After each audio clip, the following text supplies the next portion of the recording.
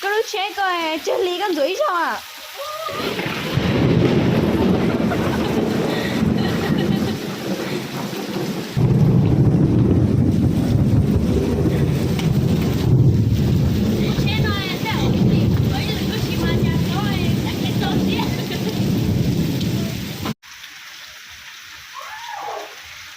ít lý con dưới sao lo chạy rồi ta lấy chỉ là lý rồi nhờ chạy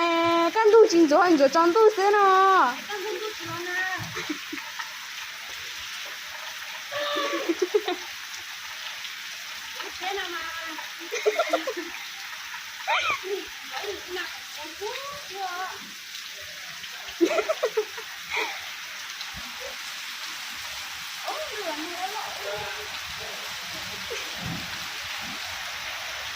bây giờ chạy nó mà hôm qua cái gì nữa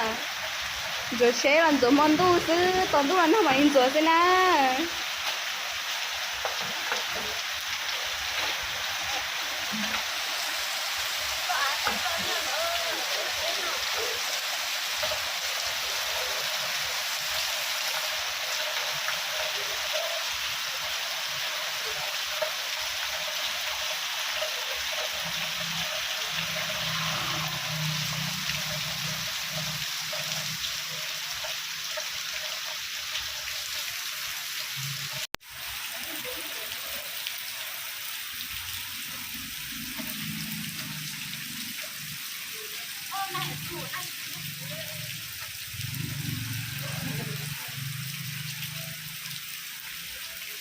tu làm nào lo cái gì nó đợt bên nào nè chị bên lúc chế này chị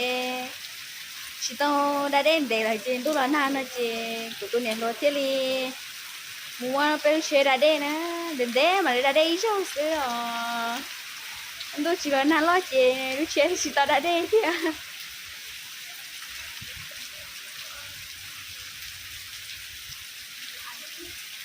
ở bên nào mà tu lo na cái li tới chỉ mà lo ít lia chị tu là chị liên tu đặt cá chả chị thì đặt cá lon na xíu chị chọn tu nói chuyện tu lon na lo cái li na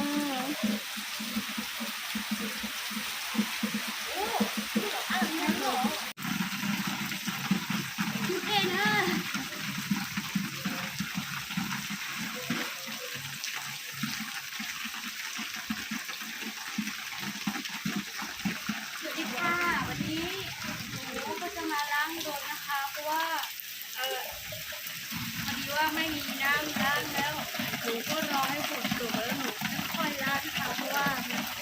ช่วงนี้ค่าน้ำค่าไฟก็ขึ้นนะคะทำยังไงดี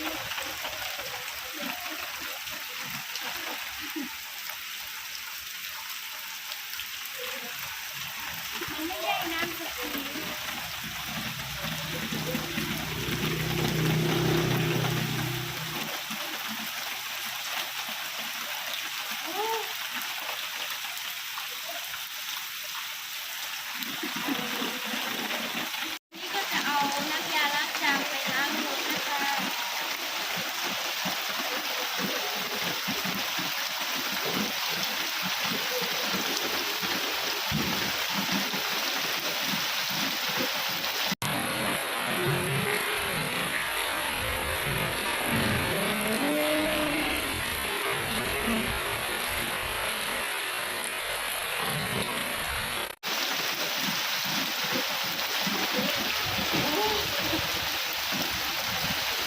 น่ากลัวไหมคะหนูคะ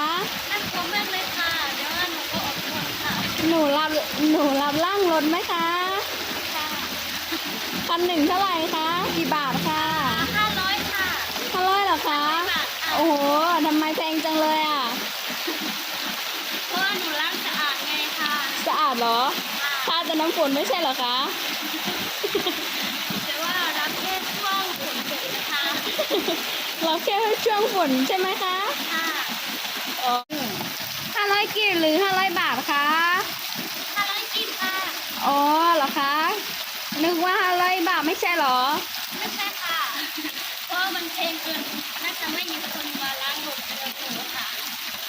อยู่ประเทศเราใช้ได้เงินกีบใช่ไหม500 กีบเองเหรอคะค่ะอ๋อนึกว่า500 บาทก็เลยถาม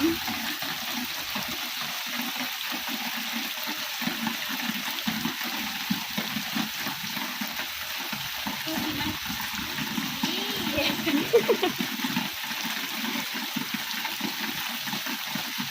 หนาวไหมคะ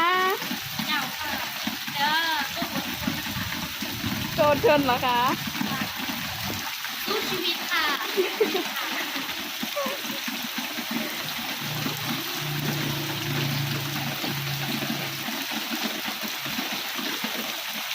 ทำไมหนูเป็นคนดูมั่นจังเลยอ่ะ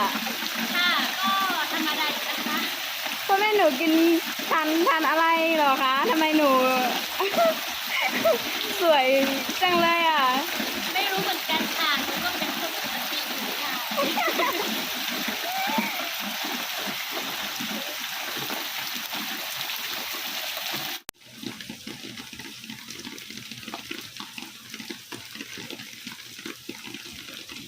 กูตัวนี้เข้ามากูว่ากันเลยนะโอ้จานเนยชิจูนะตัวเนี่ยเราตัวหนังตาเลยเนี่ยชุดเจ้าเลยตัวหนังตาละยังเถื่อเก่งๆตัวเช่ในเจ้าตัวเราเดินตัวเต้านะในใจตัวเถาเจ้านุ่นหน้าสิเนาะทำนุ่นหน้าเจในชินตัวแล้วนะหรือคอยเตี้ยชิวเด้เจในตัวทำนุ่นหน้าสิอ๋อ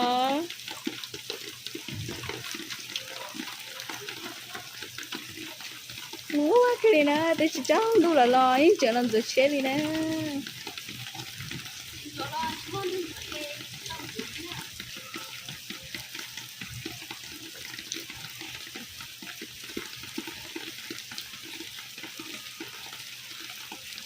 một lúc cầu là nó cho là chú Delino có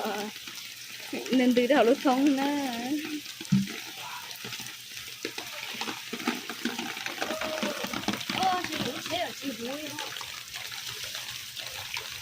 cái chuyện rồi chưa biết là tổ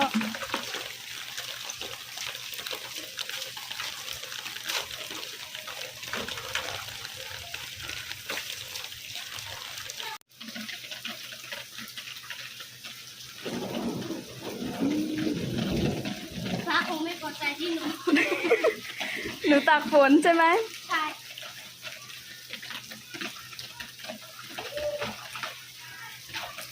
มีน้ำแล้วค่ะ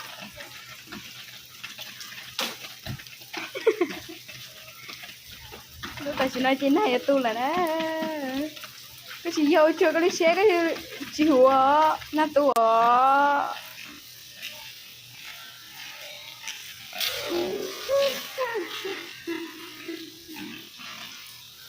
หน้าตัวเราเย้เลยเหรอป้าไปวันๆนะคะ